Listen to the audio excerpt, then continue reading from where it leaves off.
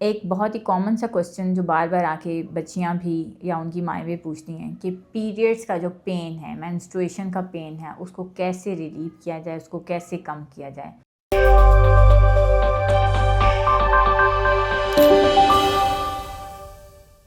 बिस्मिल्लाहिर्रहमानिर्रहीम, अस्सलाम वालेकुम। Doctor Iram Kulsoom health point के फ़ोरम से आपके साथ आपके बहुत सारे सवालों के लिए। पीरियड्स का पेन, जो आप लोगों के माइंड में ये बात होनी चाहिए कि पीरियड्स का पेन हर बच्ची को एक जैसा नहीं होता, हर फीमेल को एक जैसा नहीं होता, इसकी डिफरेंट फ्रीक्वेंसी होती है and body to body vary करती है। लेकिन अभी हम एक जनरलाइज्ड बात करेंगे कि पीरियड्स के पेन को रिड्यूस कैसे किया जाए। अगर तो बच्ची को बहुत ज़्यादा पेन है कि अगर आपको लगता है कि वो स्कूल भी नहीं जा पा रही है या अपने नॉर्मल रूटीन के काम नहीं कर पा रही है, तो डेफिनेटली आपको कंसर्न करना होगा अपनी डॉक्टर के साथ, क्योंकि उसमें बहुत सारे मेडिकल इश्यूज ऐसे आ रहे होते हैं कि इतना सीवियर लेवल पे पेन जा रहा है, तो उसकी क्या रीज़न है उसको आइडेंटिफाई करना बहुत ज़रूरी है और उसके अकॉर्डिंगली उसकी ट्रीटमेंट करना भी ज़रूरी है, क्योंकि मेडिकली इसमें 2 से 3 इश्यूज आ सकते हैं। अब हम बात कर रहे हैं आज के इस टॉपिक में अपने जनरल लेवल के पीरियड्स के पेन पे, कि जिसमें बच्ची को पेन है लेकिन वो अपने काम कर पा रही है, उठ रही है, खा पी रही है और स्कूल भी जा रही है, अपनी रूटीन के साथ कोप अप कर रही है, लेकिन still she is feeling pen, कि उसको पेन है। पेन को कम करने के लिए जो सबसे पहला तरीकाकार किया जाता है, जो सदियों और ज़मानों से चल रहा है, कि हॉट वाटर बैग्स या फिर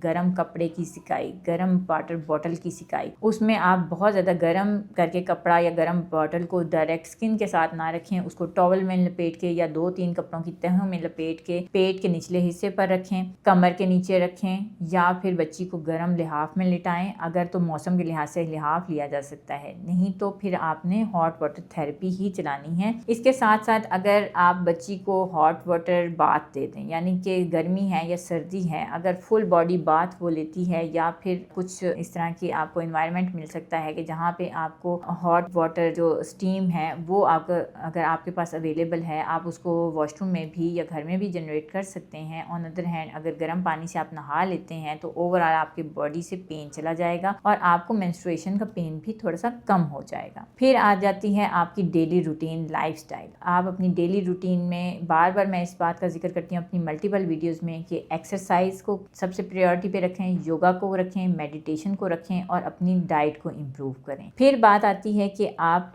इसको थोड़ा सा और कैसे सूदिंग और इफेक्टिव बना सकते हैं। उसमें मल्टीपल किस्म के कावे भी हमारी बड़ी बुढ़ियाँ एडवाइस करती थी, जिसमें से जिंजर का कावा है, अदरक का कावा है। अगर आप उसमें थोड़ा सा सौंफ, थोड़ी सी अजवाइन और जो है जिंजर यानी कि अदरक को डालें और उसको बॉईल करें, वो आप बच्ची को दें या आप खुद इस्तेमाल करें पीरियड्स के दौरान, तो आपका पेन काफ़ी हद तक रिड्यूस हो सकता है। एक और थेरेपी जो है अपने पेशेंट्स पे बहुत दफ़ा आजमा भी चुकी हूँ, और ये चाइनीज़ थेरेपी है, चाइना से चलती आ रही है, कि अगर आप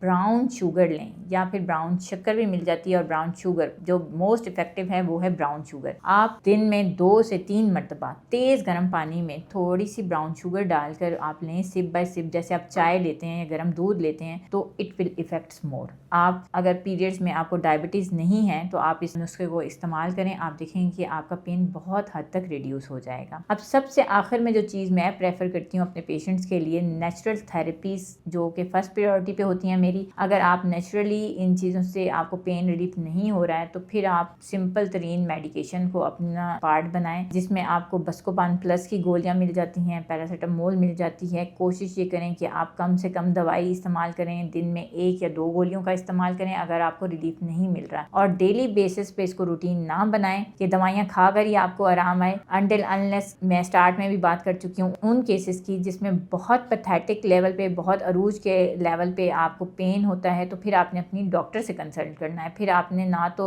नेचुरल रेमेडीज़ पे बैठे रहना है, ना ही पैरासीटामोल या बस्कोपान प्लस की गोलियों पे बैठे रहना है। आपने अपनी डॉक्टर से ज़रूर कंसल्ट करना है। तो ये छोटी सी बात, छोटा सा मैसेज, आई होप सो कि आपकी समझ में आ गया होगा, और अगर आ गया हो तो ज़रूर हमारे चैनल को सब्सक्राइब करें, लाइक करें, शेयर करें। इंशाल्लाह नेक्स्ट वीडियोज़ में आपसे मुलाकात करते हैं बहुत सारे और सवालों के साथ। तब तक के लिए इजाज़त, अल्लाह हाफ़िज़।